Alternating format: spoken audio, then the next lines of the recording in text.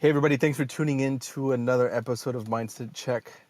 Today I have Emma Lefkowitz, and she is okay. So let me tell the story real quick, just because if someone knows you, they know exactly what I'm talking about. The first time I met Emma, you are just so like radiant. You have this just this huge, beautiful smile. You draw people in with it. You have such just this genuineness about you. I think anybody who meets you is going to say the same thing, and that's actually what it just. I mean, I was excited to go to your caravan, to your open house, your Broco caravan, and just ask you, hey, I want to get you on our podcast. You're obviously a top producer. You're on, you're doing great, and I've heard so many great things about you. But like, you blew me away with just like your presence alone. But Emma, I'm Thank you. excited to have you on the show. I'm super excited to be here. Thank you so much. And it's funny when we met, I think we just had that shared energy. Like we both just gravitated toward each other very quickly. And we're Yes, excited to hear what the other one had to say, which is not always the case when you meet someone new. So totally. thank you for feeling that and connecting with me. And thank you so much for inviting me today. Yeah, so you are a powerhouse. You have such a sweet voice, but you are, I know somebody who if you had to go into battle for your clients, for your family, for your community, I know you would. But you just have this like super calm and light energy about you. And then when I asked you, you're like, hey, you know what? I just was on Tom Ferry about mindset. And I'm like, perfect. If you could real quick, tell me what is it that gets you up every day? What is it that pushes you through those challenging moments? If you can share that with us. Yeah, so obviously you have to have like a big why to get out of bed every morning, hustle all day long, work super hard, and continue to grind even when things get tough, which obviously in the real estate field that happens sometimes. Yes. So my why is my kids, like it's my family, and they are the center of my universe. I will do. It's funny you said like I absolutely am super protective and hard worker Hmm. and fierce when it comes to protecting them and my clients the same way. I just want what's best for them. I want to give them everything in the world. And especially now more than ever, the older they get, the more I'm like, oh my goodness, like I have such a short time with them. Like time is just flying by, and I want to make sure that I get to give them like everything I can. And also when it comes to work, I'm obviously like saving for college tuition. I'm thinking about how we're going to, pay for the next 10 years that are coming up of three kids and college tuitions and grad school and whatnot. Sure. And that's what drives me. Like, that's what motivates me. I want to set the best example I can for them as a role model, as not just a mom, but as a human. Like, how can I show them the best way to be a human, to give back, to be kind, to be generous, to do well for others? Like, they need to learn all of that just by watching me. And then also, work super hard and have that hard, work ethic that we talked about Yes. too, that allows me to provide for them the things that I want to make sure they have in life. So that's my drive. That's my force. That's why I get out of bed at 5 o'clock every morning, is just, want to make sure I'm doing the best I can for them. What if you could share with us your routine? Do you have a routine? Like, what gets you primed for the day? I do have a routine. So I get up every morning, at least 6 days a week. Sometimes I take Nice. Sundays off, but at least 6 days a week I'm up every morning at 5 o'clock, and I either run. I'm in an awesome running group of 12 women that we've been running together for over 10 years. So we run Tuesday, Thursday, and Saturday together. We meet at 5:30 or 6 in the morning and go for 5 to 8 miles and just work out the problems of the world on our run. And that is just like a really special protected time for me. I do not look at my phone before I go on a run. So it's just like a Yes. quiet, peaceful time where we just, work out and hang out and talk about life and everything going on. And then the other 3 days a week, I'll go to the gym typically. So that protected time is just like before I start the day, before the craziness begins, like that morning routine of just like getting your mind right, making sure, I work out all the stress so that I'm prepared to take on the day. So that's really my morning routine. Basically after 7 a.m., everything just goes bananas. Sure. The phone starts ringing, the texts are coming in, everyone needs something, my team, my family. And then from there, it just gets a little chaotic. But that protected morning workout is what gets me through the day. You gotta have it. Now, is there Yeah. something like, is there a modus operandi? Do you have like a MO or modus operandi? Do you have like a set of beliefs? A lot of times when I talk with people, sometimes it's like a religious belief, or sometimes it's just more of a, an unconscious belief system that someone has, adopted or been passed down from a parent.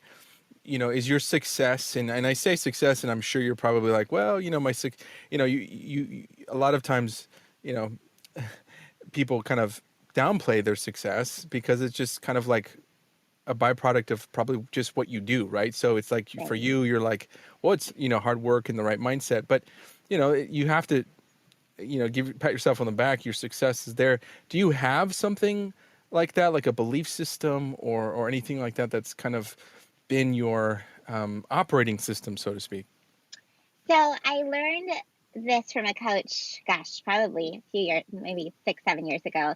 One of my coaches, we were talking about, what is the ideal person that we hire on our team? And she made me really dive in and like you said, figure out what is my MO and what is the perfect person who I want to work with. What is their MO? Like, Mm-hmm. how do we find that person? And it was the first time I'd ever really thought about this. So you're asking such a perfect question because we had to really, it took a while to like Mm-hmm. really dive deep and spend some time thinking about like, what is important to me? What are those values? What are those core non negotiables Yeah. in anyone who comes to join me and work with me on my team? And it was like I had to dig deep and figure out what it was for me too. And the things that I figured out was being humble, being hungry, and being smart. Because Mm. everything else you can teach, right? And Yes. humility is the core of it, right? Like just always being kind, even when you don't have to be. And so just that humbleness, just that humility, just that like we don't take anything for granted and we never brag. Like we're super humble, like so Mm-hmm. appreciative of what we have.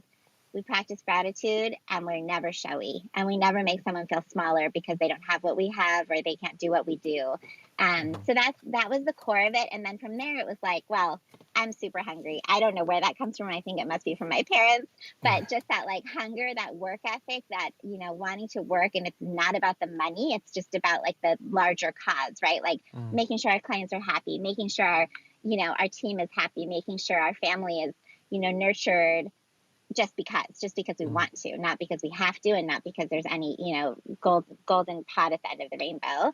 And then the smart isn't necessarily like book intelligence. It's just having that like common sense and just having that ability to read the room and read the Mm-hmm. crowd and read our clients. And so when I'm looking for team members, that emotional intelligence piece is so important. So Mm-hmm. doesn't matter if you went to college, doesn't matter what your background is. You don't have to have a background in real estate, but you have to be able to get people. And, that I can't teach that. I have tried, David, I have Mm-hmm. tried, but that's the one thing I can't teach. So hungry, humble, smart, I live by it every day. And everyone who I meet who fits into that category, which clearly the minute I met you, I felt it from you. Mm-hmm. Those are the people I gravitate toward. And those are the Mm-hmm. people that I want to work with, both clients and agents. Yeah. But it's just how I'm raising my kids too. Like Right. it's so important to try to carry those three qualities, in my opinion. That's my MO. Right now in my life, I feel like a lot is being revealed to me, and I'm just opening up almost to a new life, a new existence, just because I think I'm operating from a different place now than I was even just 3 years ago. But when you talk about success, like even success is kind of, it's not really defined specifically, right? Because there's different moments or different points along the spectrum of success, right? And also definitions, because like for me, success means like spending time with my family, but yet also providing for my family and also building, a business and building value for my clients and all that. So yes, it involves a lot of, what was deemed success by the majority of people. But also Right. for me, like success means I have those moments with my daughters, right? I have those moments where I can be still and I don't have to be like so frantic in business. I don't let it pull me away. So, but I've also seen the other side. Like I've seen other successful entrepreneurs, real estate agents who I'm like, you know what? I would not want your life, even if you're like super successful and you drive a great car and you have a nice house. Like, that's success, right? But I feel like I wouldn't want that success, not in that way. So, I guess my question to you is: do you see that to the spectrum of like that success, and how do you define success? Absolutely. I think, like you said, everyone defines it differently, and it's not just money and things that so many people have. It's also just happiness. And Mm, when I meet sometimes very successful people, they don't seem happy, and they mm, don't, we were just at this conference in Dallas, and yeah, some of the top people on the stage, and the that I met in the green room, in the backstage, they either just looked tired, or like they've been, they just didn't carry like a lightness about them that sure. showed that they were just so happy in their lives necessarily. And these are Mm, like some of the most successful people in real estate. And I joked about it with my partner afterwards, like, sure. would you rather sell, 1,000 homes and then carry around a heaviness with you, or would you rather sell 100 homes? And granted, we're obviously super fortunate that we have such a successful business that we consider successful in San Diego, but Right. and have a lightness about you, and still be able to be playful and be cheerful and say hi to everyone who walks past you. And that's who we want to be, and that's who I want to be. That I measure success by really being able to have all the things you want, not necessarily having all the things you need, not necessarily all the things you want, right? Like, do I Sure. want a Yeah, Lamborghini? Sure, if someone gave me a for Lamborghini, sure. I'd be super happy. But do I need one? No, I definitely don't need one. So Right. I think it's how you measure success, and that, like, coming from a place of abundance, like just feeling Yes. like, like you said, like you're receiving all of this right now, and you're at a place in your life where you can receive greatness, because you're open to it. And I Mm, think that is huge. And the more we're giving, the more we're receiving. And that, like, attitude of abundance, I don't see it with every successful person, but the people who are seem to be the happiest, most successful people. mm, The ones who just consistently are giving. And like the first time I met you, and you're like, I'd love to do this for you. Let me like provide you with this awesome service and just see what you think about it. And I was like, yeah. wow, that's amazing. What a gift. Yeah. And you're so excited about it. I'm excited about it. And it's just such a great, it's a gift that then will keep giving, right? Because then I'll be excited about it, and I'll tell my friends about this gift. And it's Sure. just that abundance attitude, I think, that takes you really far in life, and it's success on a level that you can't create, with money. So Totally. Totally. And I will say, like, before I would be almost holding, like, not on a like a literal level, but almost like on a mental level, holding the person hostage. Like, if I gave somebody something, I'm like, okay, the return has to come from you, right? And it doesn't. Now I'm like, it no, doesn't. Like, right? if you just give, and you give like from an authentic place, I have found it that God, the universe, whatever you want to call it, like, gives back to you, what you give. Like, what you give, you receive, right? I'm seeing that more and more in my life, and I think that's why I would say I'm much more light in who I am, than even 5 years ago, because I'm in a place where it's just like, life is short. Life is, maybe my girls have put me onto this just because I see them growing so fast. And I'm like, whoa, whoa, whoa, like. And I even told my wife, like, we had this conversation, a deep conversation too. Like, you know, I have everything I want. It's just like at a different level, right? So, like, I have a home. Like, sure I want a bigger home, right? Like, sure, at some point I'm going to have a bigger home. The point is, I have a home. I have a family. I have connections. I have relationships. I have a car. So the element that I would seek before is, like, I would not look at it and be like, I have what I want. It's just maybe not what my head thinks I should have right now. And so, like, I allow my ego to pull me away from enjoying the current moment. Where I see, like, a lot of people is, even agents, it's like, I'm like, do you even like your job? Like, maybe consider, like, just changing your mindset a little bit so you can enjoy the process even, right? Like, And you say, do you like your job? Like, I actually think, sorry for the honking in the background. I that's okay. actually think loving your job and loving what you do and being passionate about what you do the way you are and the way I Mm, am, that makes a huge difference, right? Because you can wake totally. up every morning and be excited about going to work and excited about what you're going to do with your day. And I work Totally. 7 days a week. So, like, if I didn't Uh-huh. like it, it would be horrible. Like, it would just be super, Yep. miserable existence if I didn't like what I did and I had to work every single day. So loving what you do, then it doesn't feel like work, and you just are excited to do it every single day. So Right. it's obviously it's loving what you do, it's loving who you work with. For a lot of people, it's not necessarily what they do, but it's who they're with when they're working. And that Yes. is so huge. And I truly think that that is, like we talk about keys to success. I think that finding a job, finding work that you love and you're passionate about, and I know it isn't always possible financially, but if it is Mhm. possible, then that is a true key to success because you'll work harder, you'll play harder, and you'll be excited to go to work every day. Yeah, and I see that in you totally, 100%. Like when I met you, you're like, you're just happy to be alive, right? Like you Yeah, exist and you're like, hey, I'm here. It's a beautiful competitive advantage too, because if you like what you do, you're going to get better naturally, like just as a result of liking what you're doing. If yeah, someone doesn't like what they're doing, they're not going to get any better because they're not right. looking for ways to improve. They're not looking for the gratitude, right? Right, absolutely. And it doesn't matter what that job is. I mean, that job could be literally anything. You could be working at the car wash, or you could be working, in a restaurant, or you can be working in sales. Right. You can be the best car washer. You can be the best waiter. Like, and if you love the people you're around, the energy of the place you're working, you get better and better every day at what you do because you're excited about it. You have energy about it. So I think that I feel like that about real estate. If for me it's a second career, I didn't start here. I Uh-huh. landed here Uh-huh. and kind of on accident, which I think is the way most people find real estate. And I found joy in it. And it was like, oh, I didn't even know that work could be fun. I thought Sure. work had to be hard, and that's why it's called work.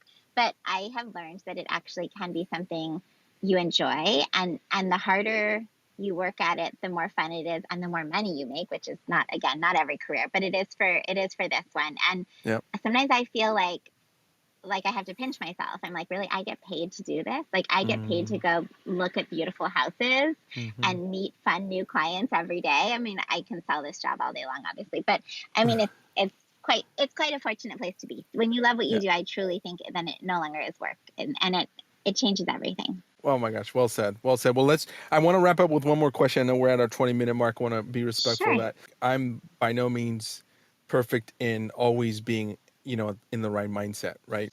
And I imagine there are moments in your life and in your day, in your week, in your month, whatever, where you hit that, right? You hit that same challenge. You're not Yeah. in the right mindset. Something triggers you or something pulls you down.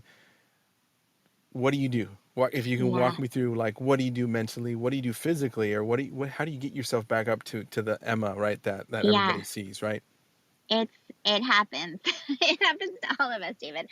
So it happened to me last week. I was having a rough week, just a long week, and I Mm, I kind of just got worn down. So not enough sleep, not eating right, like not nurturing myself properly, and I like just crashed. And so I did go out for a walk, and it was like 7 o'clock at night, which was a weird time to go out for a walk. But I'm like, hmm I'm gonna go for a walk. I left the poor dog at home, and I just went out by myself, and I just walked. And it was it was refreshing. It was important for me to be alone. I left my phone at home because obviously the phone can be a toxic place when you're not feeling right. 100%. And just went and got some fresh air and just regrouped. And I was out for a while, probably an hour, just to like take some deep breaths, get some fresh air, go to a place of gratitude, like remember all of the gifts that I have, my awesome family, my husband, my kids, my parents, like so, so, so blessed. And I get to do what I love every day at work, and I work with an awesome team. And is it always perfect? Oh my gosh, no. There are lots of hard days, but I just had to like reset. And Yeah. interestingly, putting my phone down is probably the key Mm, because my phone is where all the stress is, right? So if yep. I can put my phone down and walk away from it, just like I do in the morning when I go running, that helps me to reset and regroup and get a new mindset. It doesn't always work. It's not perfect. Nothing hmm is, but it's hmm just one. It worked for me last week, and I think it's something I need to remember that I need to put my phone down once in a while and just take a break from the craziness of work and focus on something different entirely. So what you did, and correct me if I'm wrong, but it sounds what you did is you changed your environment, or you got rid of the trigger, which in this case was your phone, or could potentially trigger more of Yes, the negative, negative talk, potentially self-talk in your head. You went and you moved, so you moved your body. You went on a walk. It doesn't have to be a yes, crazy workout, but it could just be something light. And then you focused on gratitude. That's Mhm. a perfect summation. And yes, I truly, in my heart, believe that those are the things that are essential to changing your mindset. You could just do one and that would probably be enough. But if you're in a really negative place, which I certainly was, deals were Yeah. falling apart, the team Yes. member quit, like it was just everything. And Sure. I had to change more than just one thing. I had to change a few things. So, and then, I went home and I like, drank some water, tried to like regain, a nice like status quo and went to Yeah. bed early. Because some things just you need to wake up in the morning to restart too. 100%. 100%. Yeah. Emma, you have been phenomenal. I would love to have you back at some point. Thank you. Thank you so much for sharing. Yeah, of course. Thank you for having me. This was super fun, David. Thank you. Yeah, your vulnerability and just sharing the honesty behind everything. It's this is what this is exactly the perfect conversation, because sometimes I'll get on here and I'm not able to move into a space where you can let people know that you're human, where you can let people know that, hey, I'm human, but this is what I do and this is how I get over my challenges. And this was exactly it. So I thank you so much. It's beautiful conversation. Thank you so much. Take care. Have a wonderful Hey, weekend. you too. All right. Thank you, Emma. Talk to you soon. Bye bye. Bye.